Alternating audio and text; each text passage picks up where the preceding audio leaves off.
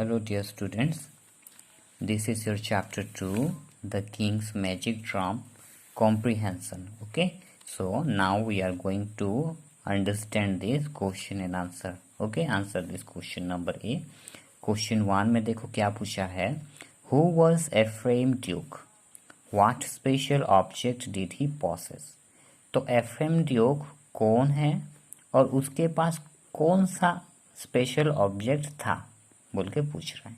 दो two question. Okay, so Ephraim Duke was an ancient king of Calabar. तो Ephraim Duke कौन था? वो एक पुराने जमाने का एक राजा था. ठीक है, कहाँ का? कालाबर का. And he was a peaceful man. वो कैसा इंसान था? वो एक शांति पूर्वक इंसान था, किसी के साथ लड़ाई झगड़ा करना नहीं चाहता था. And did not like a war, युद्ध भी करना नहीं चाह रहा था. ठीक है. And he possessed A drum, और उसके पास क्या था? एक ड्राम था. ठीक है. Number 2, what could the magic drum do? ये जो मैजिक ड्रम था उसके पास, वो क्या कर पाता था? Magic drum could provide plenty of good food and drinks when it was beaten. तो मैजिक ड्रम क्या करता था? बहुत सारा गुड फूड एंड ड्रिंक्स देता था जब उसको कोई बजाते थे. ठीक है, या फिर उसको बीटन किया जाता था. Okay, next number 3, how did the king treat his enemies? ये जो राजा था वो अपने शत्रुओं को किस तरीके से व्यवहार करता था? ठीक है. Answer, the king Ephraim would call all his enemies together and beat the drum. जो राजा था एफ्रेम, वो सारे लोगों को बुलाता था, अपने शत्रुओं को, दुश्मनों को एक साथ बुलाता था और बीट करता था, मतलब बजाता था ड्रम इंस्टेड ऑफ फाइटिंग. ठीक है, मारपीट युद्ध करने का जगह में वो बुलाता था. और found tables with plenty of good foods. ठीक है, और टेबल में क्या करता था? बहुत सारा गुड फूड्स और ड्रिंक्स ड्रम बजा के लाता था. ठीक है. In this way he kept all his enemies in a happy and contented frame of mind. तो इस तरीके से क्या करता था? ड्रम बजा के खाना आता था, खिलाता था सारे शत्रुओं को और उनको सेटिस्फाई करता था. ठीक है, अपने एनिमीज लोगों को, और खुश रखता था. ओके, तो in this way he kept all his enemies in the happy and contented frame of minded. ठीक है, यहाँ पे कॉन्टेंटेड मतलब क्या है? सेटिस्फैक्शन करना, संतुष्ट करना. ठीक है.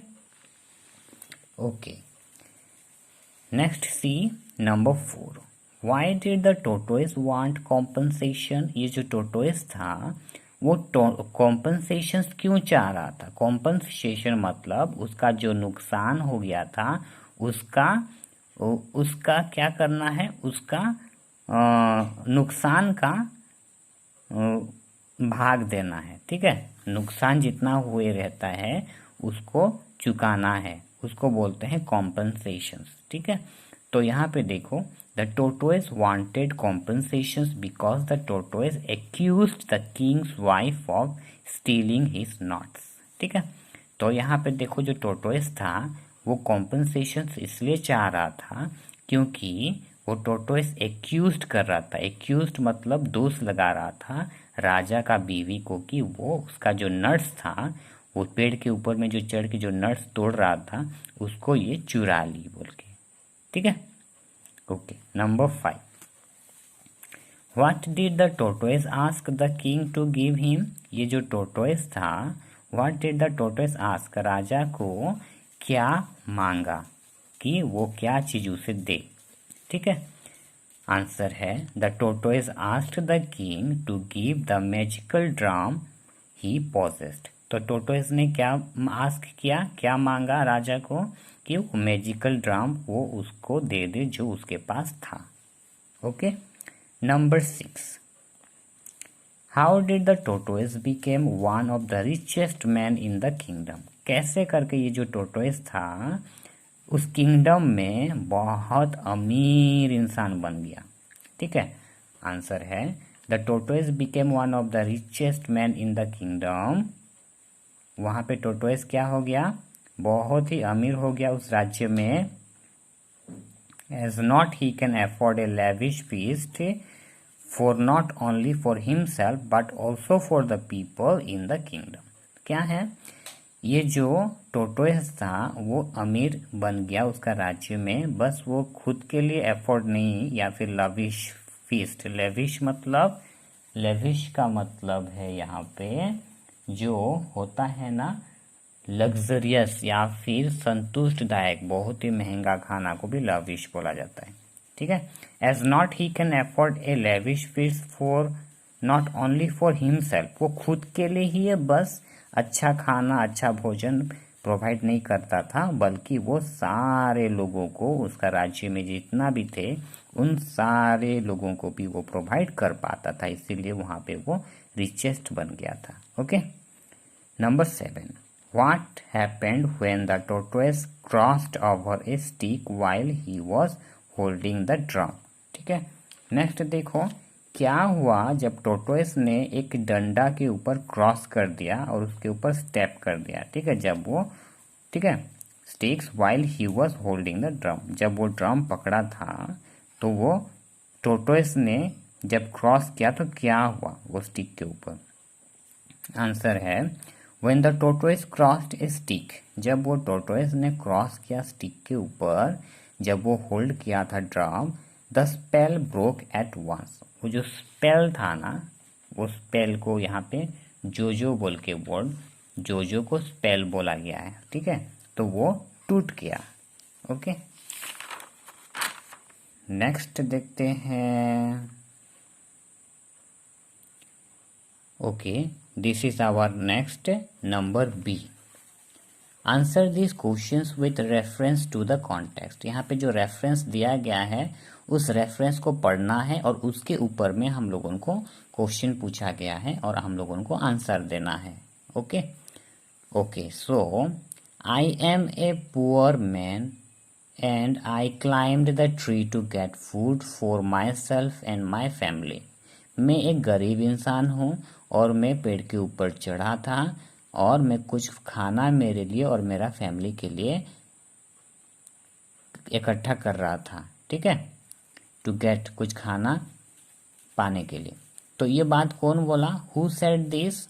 ठीक है, ये बात किसने कहा, the tortoise said this two lines, said these lines, tortoise ने बोला। ठीक है, अब next, who was the speaker talking to, ये जो स्पीकर है ये स्पीकर किसको बात कर रहा है, the tortoise was talking to king's wife. यहाँ पे ये टोर्टोइस ने राजा का बीवी इक्वर्डम को बात कर रहे हैं। ठीक है, number C, why did the listener take the palm nut, ये जो लिसनर है सुनने वाला, ये क्यों पाम नट को ले गया। यहाँ पे the listener Ikwerdam took the palm nut and fed the palm nut to her daughter. ये जो इक्वर्डम है ये क्या किया, वो पाम नट जैसे नीचे गिरा वो उसको अपना बेटी को दे दिया खाने के लिए, क्योंकि उसको भूख लग रहा था और वो रो भी रही थी, इसीलिए वो दे दी। ठीक है, number 2, what did you take, sorry what will you take, you may have anything you like. What will you take को क्या चीज तुम लोगे, you may have anything you like, तुम्हें जो पसंद है तुम ले सकते हो। ये लाइन किसने बोला, who said this and to whom, ये लाइन कौन बोला, किसको बोला। यहाँ पे बोला the raja Ephraim Duke said this lines to the tortoise. Okay, tortoise को बोला राजा।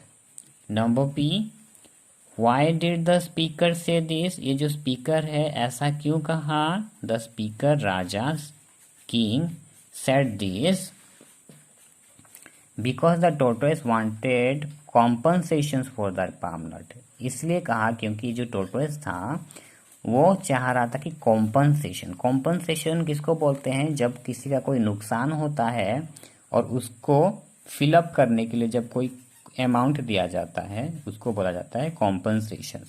ठीक है, फॉर द नट पाम। ठीक है, ओके, सो नट पाम जो दाना हुआ था ना, जो दाना गिर गया था पाम ट्री से। Number C, what did the listener want to have from the speaker. ये जो सुनने वाला वो क्या चाह रहा था स्पीकर से पाने के लिए, ठीक है। The listener tortoise wanted to have the magical drum. ये टोटोएस जो लिसनर था उसको मैजिकल ड्रम चाहिए था जो राजा के पास था, ठीक है। Okay, next go to think and answer. Think and answer में देखो क्वेश्चन है, what do you think happened after the tortoise and his family get beaten by the Igbo man in the story the king's magic drum. ठीक है, इस story में ये जो टोटोएस था, ये टोटोएस ने क्या चाह रहा था, ठीक है। What do you think happened after the tortoise and his family get beaten by the Igbo man in the story, ठीक है। तो आंसर है, ओके, आंसर है he takes revenge by inviting everyone from the kingdom and get them beaten by the Igbo man। ठीक है, वो जब सारे अपने फैमिली और खुद जब मार खाया इग्बो मैन लोगों से, तो क्या हुआ, वो ये रिवेंज लेने के लिए चाह रहा था।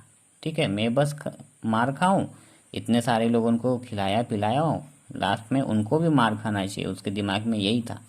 तो ऐसा हुआ होगा बोल के यहाँ पे लिखा गया, he takes revenge by inviting everyone from the kingdom and get them beaten by the Igbo man. Okay, number 2, a hobby keeps us busy in our leisure time. If you had the chance to learn to play any instrument in a day, which one would you choose? Give reasons for your answer। यहाँ पे क्या बोला है, hobby. Hobby मतलब जब आप free time में कुछ करते हो ना, उसको हॉबी बोला जाता है। ठीक है, hobby keeps us busy in our leisure time. Free time में हम लोग उनको हॉबी करने के लिए पसंद लगता है, अपने माइंड को बिजी रखने के लिए। ठीक है, अगर आप लोगों को मौका मिलेगा कि आपको कुछ सीखने के लिए कोई इंस्ट्रूमेंट एक दिन, तो आप लोग कौन सा इंस्ट्रूमेंट चुनोगे बजाने के लिए? ठीक है, तो गिव रीजन, उसका बारे में लिखो क्यों। ठीक है, तो आंसर में क्या लिखा हूं, okay, this is the answer. If I had the chance to learn to play any instrument, अगर मुझे मौका मिलता कि सीखने को के लिए कोई इंस्ट्रूमेंट एक दिन, तो मैं गिटार को चुनता, क्योंकि ये एक बहुत हल्का सा इंस्ट्रूमेंट है और बहुत आसानी से कैरी हो सकता है एक जगह से दूसरा जगह, टू अनदर फॉर परफॉर्मेंस। कोई प्रोग्राम हुआ, कोई मेलोडी प्रोग्राम हुआ, पकड़ के ले जाने के लिए बहुत आसान होता है। तो इसीलिए मैं यहाँ पे मेरा व्यूज़ दिया हूँ। ओके, तो आपका व्यूज़ क्या है आप लोग दे सकते हो। So here I stop this. So यहाँ पे हम लोग कंप्लीट किए कॉम्प्रिहेंशन। ओके।